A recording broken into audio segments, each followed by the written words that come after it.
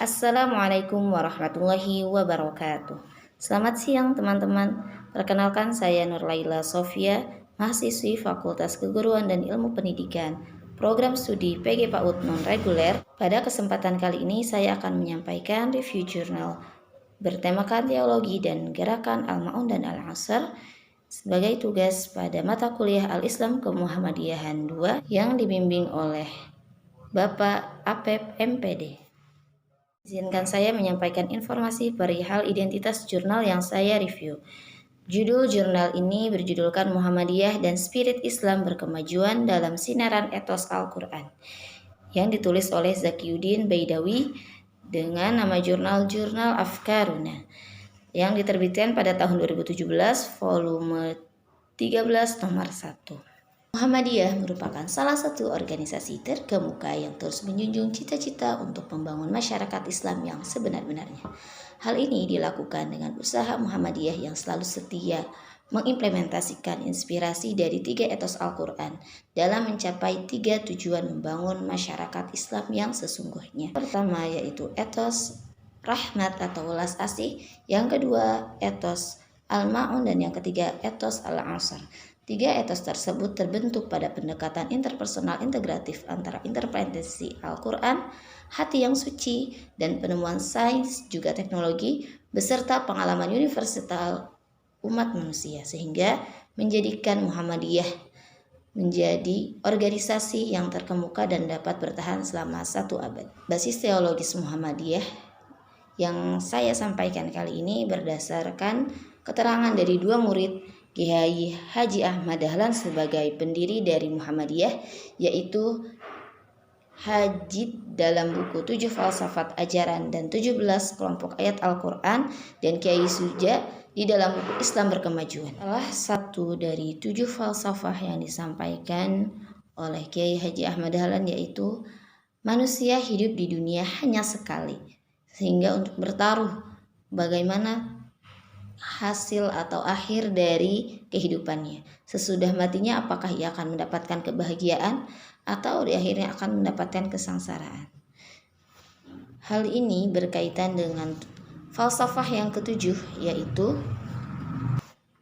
ilmu yang harus diraih dengan cara sedikit demi sedikit. Ilmu dan amal yang saling berkaitan sama-sama harus dikaitkan dan harus diraih dalam bentuk perlahan-lahan, setingkat demi setingkat, sehingga dapat memberikan hasil yang terbaik. Dan semua itu dapat menjadi media atau wasilah sehingga manusia dapat mencapai kebahagiaan di dunia dan di akhirat. Mungkin teman-teman akan bertanya, kenapa sih harus 3 etos? Etos rahmat, etos Al-Ma'un, dan etos Al-Asr. Nah, semua ini berdasarkan pada 7 falsafah dan 17 kelompok ayat yang selalu menjadi bahan nasihat Kiai Haji Ahmad Dahlan kepada para muridnya. Kita memasuki etos yang pertama, yaitu etos rahmat. Apa sih makna rahmat? Rahmat bermakna kasih sayang atau welas asih. Hal ini berdasarkan pada Islam adalah rahmatan lil alamin. Islam adalah rahmat bagi seluruh alam. Dan etos ini berimplikasi pada bidang sosial kemanusiaan yang berbasis cinta kasih, di mana di dalamnya menggabungkan orang-orang yang berbeda, bangsa dan agama dalam Muhammadiyah dengan satu tujuan, yaitu tujuan sosial kemanusiaan. Etos Al-Ma'un. Terdapat kisah yang cukup menarik dalam etos Al-Ma'un ini, di mana berkaitan dengan cara Kiai Ahmad Dahlan memahami Al-Quran. Yang pertama yaitu dengan mengerti artinya berupa memahami tafsirnya dan maksud dari Al-Quran tersebut, ayat Al-Quran tersebut. Jadi jika terdapat larangan, beliau akan bertanya pada diri sendiri, apakah beliau sudah menghindari larangan tersebut? Kemudian jika terdapat perintah, bertanya lagi apakah sudah melakukan perintah tersebut. Nah, dalam surat Al-Ma'un pun seperti itu. Jadi ketika itu surat Al-Ma'un diajarkan sampai selama 3 bulan, dan sampai para muridnya merasa bosan dengan surat yang cukup pendek tersebut. Bahkan sudah diamalkan dalam sholat sehingga mereka merasa bosan. Imam Ahmad Dahlan menegaskan bahwa bentuk pengamalan tidak hanya dibaca dalam sholat saja, namun perlu dibuktikan dengan aksi yang nyata, sehingga beliau memerintahkan kepada para muridnya untuk mencari berkeliling kota mencari anak orang yatim dan membawa mereka pulang ke rumah, kemudian diberi makan, untuk diberikan pakaian, juga diberikan tempat tinggal yang layak. Ini adalah salah satu contoh implementasi yang beliau ajarkan kepada para muridnya. Nah, surat Al-Maun ini berkaitan dengan orang-orang yang mendustakan agama, dan salah satu perbuatannya yaitu dengan menelantarkan orang-orang yatim. Dari surat Al-Maun ini berkaitan dengan surat At-Takatsur yang memiliki makna yang kurang lebih sama dengan surat Al-Maun. Nah, dalam surat At-Takatsur ini tergambar berfungsi untuk menegakkan pemihakan Al-Maun, di mana setiap amal usaha dan layanan sosial yang dibangun oleh Muhammadiyah dan komunitas muslim umumnya, baik sebuah amal usaha dan layanan sosial, tidak bertujuan untuk menghasilkan profit atau keuntungan pribadi.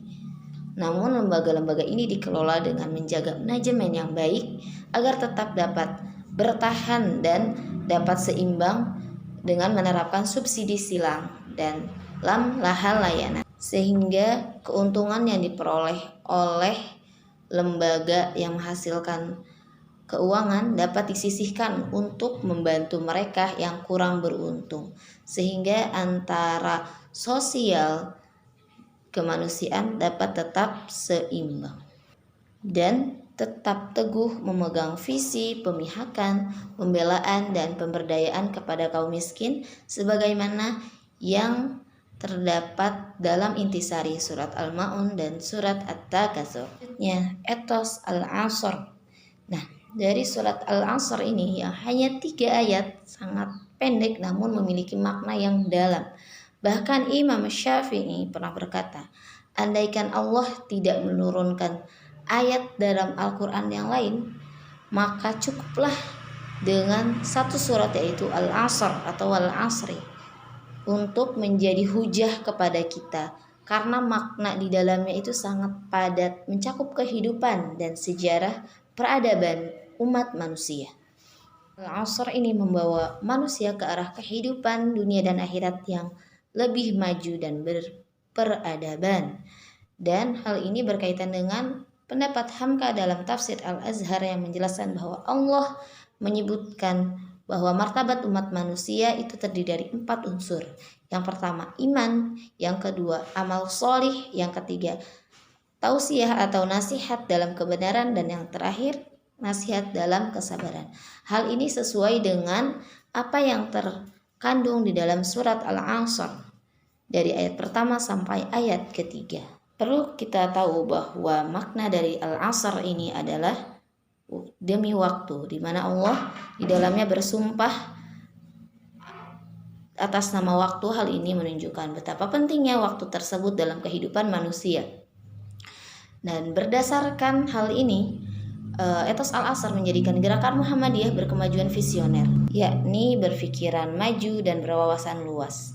Sehingga dari visi tersebut membuat masyarakat berbudaya maju memiliki ciri-ciri selalu tepat waktu, tepat janji, kreatif, dinamis, rajin, tertib, kerjasama, dan budaya kerjasama antar peradaban. Hal ini berdasarkan dari surat Al-Asr tersebut. Namun hal yang disayangkan pada saat ini kondisi umum kebanyakan manusia berada dalam kerugian. Hal ini menurut Kiai Ahmad Dahlan dikarenakan 3 hal. Yang pertama yaitu para pemimpin yang belum bersatu dalam pendapat sehingga memberikan kebijakan yang berbeda-beda. Kemudian menjadikan sempitnya pemikiran dalam memberikan keputusan terbaik kepada masyarakatnya.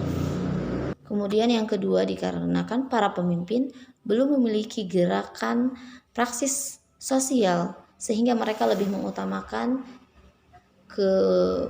kemakmuran dirinya sendiri. Dan yang ketiga, dikarenakan para pemimpin hanya memperhatikan kesejahteraan kaum dan golongan mereka sendiri, tidak memperhatikan keseluruhan kepentingan masyarakat yang dipimpinnya.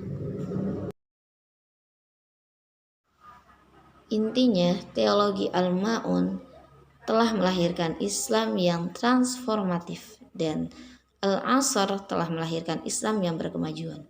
Keduanya saling membutuhkan dan berlandaskan kepada etos rahmat atau welas asih dan kasih sayang untuk seluruh alam semesta. Sehingga etika kemanusiaan Al-Ma'un bergandengan tangan dengan spirit peradaban Al-Asr untuk membangun irama dakwah amar ma'ruf nahi mungkar di Muhammadiyah. Demikian yang dapat disampaikan. Terima kasih atas perhatiannya dan mohon maaf jika terdapat kekurangan. Wassalamualaikum warahmatullahi wabarakatuh.